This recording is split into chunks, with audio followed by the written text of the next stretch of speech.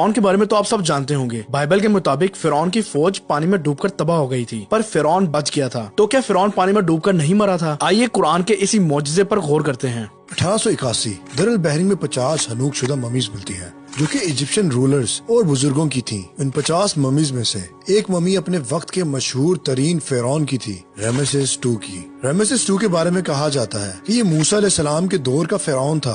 पूरी एक सदी के बाद फ्रांस ने इरादा किया कि इस ममी पे तहकीक की जाए। फिरौन की इस ममी को इजिप्ट से फ्रांस शिफ्ट किया गया और फ्रांस शिफ्ट करने के लिए इसका पासपोर्ट तक बनाया गया और फिर फ्रांस में इसका इस्तकबाल किसी बादशाह की तरह किया गया, जैसे कि कोई जिंदा फिरौन हो। फ्रांस की रिसर्च लैब में इस पर तहकीक की गई, जिसकी टीम को डॉक्टर मॉरिस बुकेला लीड कर रहे थे। उन्होंने जब फिरौन के 3000 साल पुराने जिस्म पर तहकीक की तो उन्हें उसके जिस्म पे समुद्री नमक के निशान मिले, जो कि इस बात का सबूत थी कि फिरौन समंदर में डूब के मरा होगा, जो कि बहुत हैरान कुन था, क्योंकि बाइबल इसके बिल्कुल बरक्स बोलती है। क्योंकि बाइबल के मुताबिक फिरौन की फौज पानी में डूब के मर गई थी, लेकिन फिरौन बच गया था। लेकिन जो दूसरी बात डॉक्टर मॉरिस को परेशान कर रही थी वो ये थी कि अगर फिरौन डूब के मरा था तो उसका जिस्म अब तक बरकरार क्यों है, और क्यों उसका जिस्म बाकी हनूकशुदा मम्मी जैसा है। अभी वो इसी कश्मकश में थे कि उन्हें किसी ने आके बताया कि कुरान में भी यही बताया गया है कि फिरौन पानी में डूब के मरा था, और ये भी बताया गया कि क़यामत तक के लिए उसका जिस्म बरकरार रहेगा। और जब डॉक्टर मॉरिस को इस बारे में पता चला तो वो हैरान रह गए कि कुरान तो फिरौन के मरने के 2000 साल बाद नाजिल हुआ था। फिर डॉक्टर मॉरिस ने सऊदी अरब जाने का फैसला किया,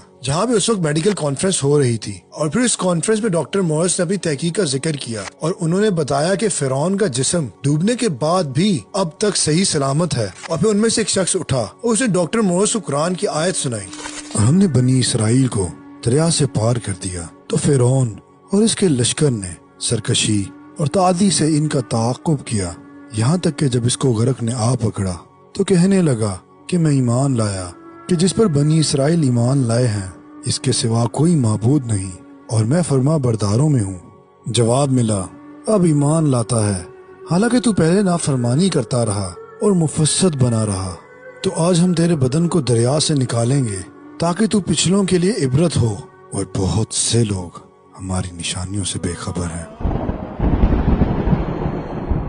डॉक्टर मॉरिस इस आयत को सुनने के बाद इतना एक्साइटेड हो गए कि वो भरे मजमे के सामने खड़े हो गए और ऊंची आवाज में कहने लगे कि मैं मुसलमान होता हूँ और इस कुरान पर यकीन रखता हूँ। अल्लाह अकबर। बेशक अल्लाह ताला कुरान में फरमाता है, हम अनकरीब इतराफ में भी और खुद उनकी जात में भी निशानियां दिखाएंगे, यहाँ तक कि इन पे हक वाज़े हो जाएगा और ये चिल्ला उठेंगे कि कुरान हक है। क्या तुमको ये काफी नहीं कि तुम्हारा परवरदिगार हर चीज से वाकिफ है? अल्लाह अकबर। इसीलिए हम कहते हैं गौर करें, क्योंकि गौर करने वालों के लिए निशानियां हैं।